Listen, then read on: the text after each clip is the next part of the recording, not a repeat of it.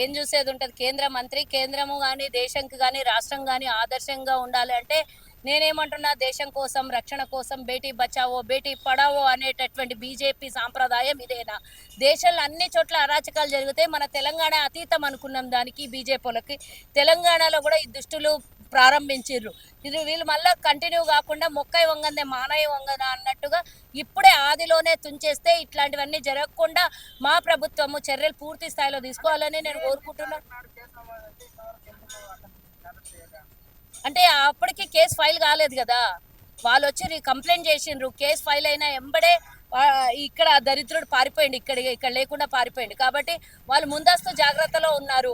మోదీ వచ్చిండు కాబట్టి డీజీపీ దానిలో బిజీగా ఉంటే వాళ్ళ పనిలో వాళ్ళు బిజీగా ఉన్నారు. కొడుకుని విదేశాలకు పారిపోయేటట్లా చేసిండ్రు, అప్స్టాండింగ్ ఎట్లా చేసిరో తెలియదు. డెఫినెట్గా ఆయన పట్టుకొచ్చే పని అయితే ప్రభుత్వం చేస్తుందని నేను 100% అనుకుంటున్నా. పట్టుకున్నా ఇక బీఆర్ఎస్ అట్లా కాదు కేసీఆర్ వెనకాల ఆర్ఎస్ ప్రవీణ్ ఉన్నట్ల అందరి వెనకాల రేవంత్ రెడ్డి ఉంటాడు అనుకోవద్దు. ఈరోజు ప్రజాపాలనలో ఇట్లాంటివన్నీ ఎవరికో న్యాయం చేయడం కోసమో ఎవరికో మంది జీవితాలని అన్యాయం చేయడానికి మా ప్రభుత్వం ఎక్కడ కూడా లేదు. మేము ఆదర్శంగా ఉండాలి, ఈడ డ్రగ్స్ రహితంగా చేయాలి, ఈ తంబాకు గుట్కల్ని ఎంకరేజ్ చేయొద్దు. ఈరోజు యువత పాడవుతుందని మా ప్రభుత్వం ముందుకెళ్తే ఇట్లాంటి దరిద్రులందరినీ ఎంకరేజ్ చేస్తుందా? వాళ్ళకి కేంద్రం సహాయం ఉన్నది, కేంద్ర హోంశాఖ సహాయ మంత్రి కాబట్టి వాళ్ళు తప్పించుకునే ప్రయత్నం చేసిర్రు. ఆ తప్పించుకునే దాంట్లో మా ప్రభుత్వం మీద ఏడ్చి సావాలొద్దని నేను చెప్తున్నా. తెలుసుకోమని చెప్పు ఆ ప్రవీణ్కి.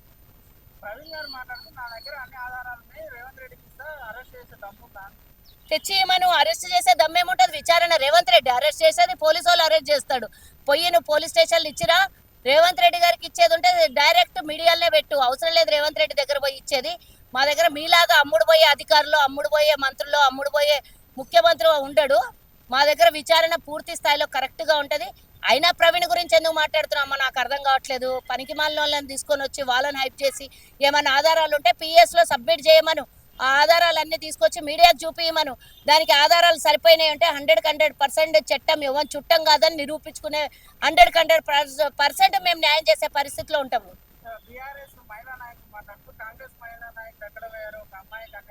ఎక్కడ పోయినరు?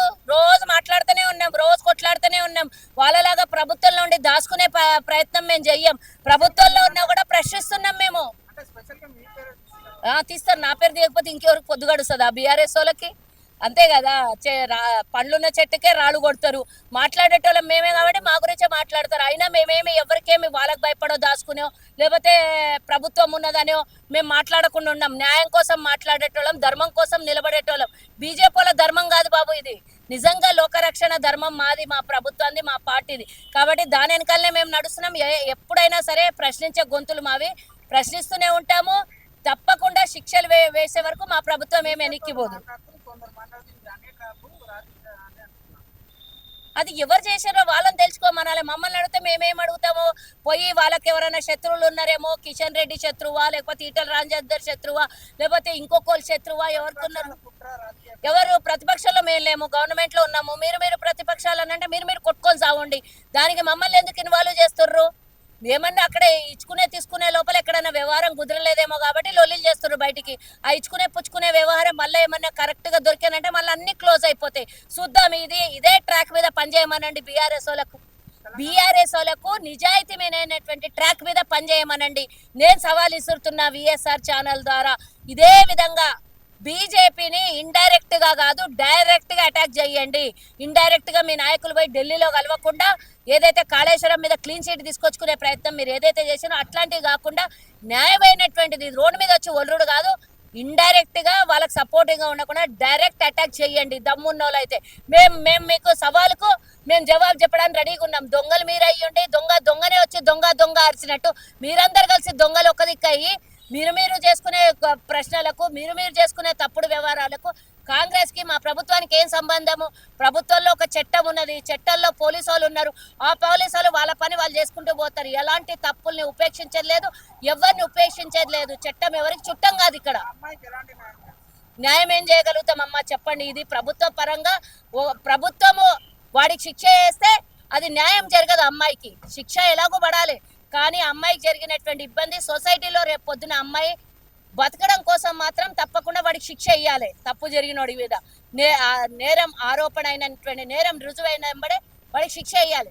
న్యాయం అంటే ఆల్రెడీ అమ్మాయి పాపం నిజంగానే మానసికంగా బాధ కానివ్వండి, వాడు అబ్యూజ్గా చేసిన విధానం కానివ్వండి, లేదా అమ్మాయిని ఇంకో రకంగా ట్రాప్ చేసి ఇంకేమన్నా చేసింటే అవి తిరిగి వాపస్ తీసుకురానిది. ఆడపిల్ల శీలాన్ని ఎవరు కూడా వాపస్ తీసుకురాని. కానీ ఆడపిల్లకు సొసైటీలో రక్షణ కావాలని మొన్ననే మా ప్రభుత్వం ఎన్నో రకాలుగా ప్రయత్నాలు చేసి మహిళలకి భద్రత కల్పించే ప్రయత్నం చేస్తున్నారు. అందులో భాగంగా ఇది జరిగింది. కాబట్టి ఈ తప్పిదం ఎవరి వల్ల జరిగినా కూడా తప్పే. కాబట్టి నేనేమంటున్నా, పారిపోయినటువంటి బండి సంజయ్ కొడుకుని సీదా నిజంగానే దమ్మున్నోడి ప్రతిపక్షాలు మా మీద కుట్ర చేస్తున్నాయి, లేకపోతే ఇంకొకరు మా మీద కుట్ర చేస్తున్నాయి అనే కన్నా ముందు నువ్వు నిజాయితీ పరుడు అయితే నీ కొడుకుని తీసుకొని వచ్చి పోలీస్ స్టేషన్లో హ్యాండ్ ఓవర్ చెయ్యి. వాళ్ళు విచారణ చేస్తారు. సిట్టు మీద కూర్చోబెట్టు. ఆ సిట్టు విచారణ చేస్తుంది. తప్పులు లేకపోతే కేంద్రంలో మీరున్న వాళ్ళే అధికారం, సిబిఐలు, ఈడీలు, కేసులు మీ దగ్గర అన్ని మీ చేతిలో గుప్పిట్లో ఉన్నాయి. మిమ్మల్ని కాదని ఏది కూడా జరగదు. అంటే న్యాయం అనేది మీరు గుప్పిట్లో ఉంచుకున్న మరి తప్పు ఆరోపణలు తప్పు అన్నిటి మీ మీద దొబ్బే ప్రయత్నం ఎవరు కూడా చెయ్యరు. న్యాయమైన విచారణ జరగాలంటే నీ కొడుకుని తీసుకొని వచ్చి హ్యాండ్ ఓవర్ చేయి.